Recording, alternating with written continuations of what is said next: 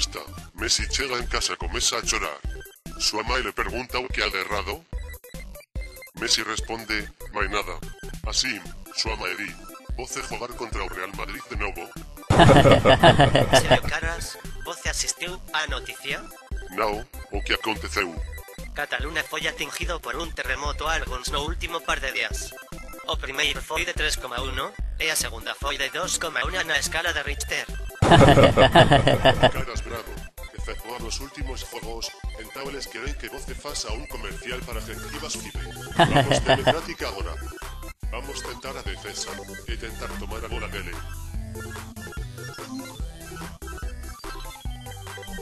Bravo Pepe, feroz. Ramos, tente pulsalo un pouco máis. Agora vamos práctica estilo Barcelona.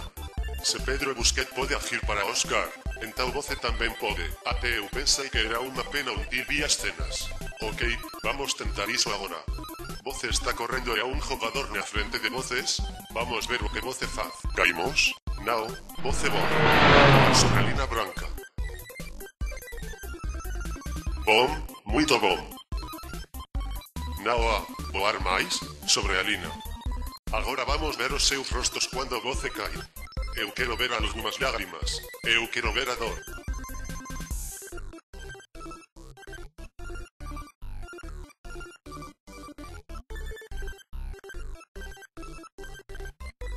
Ok, agora o Ronaldo. Mostrarles o que voce sabe. Ei, o que eles están facendo, sabe aqueles caras nos filmando?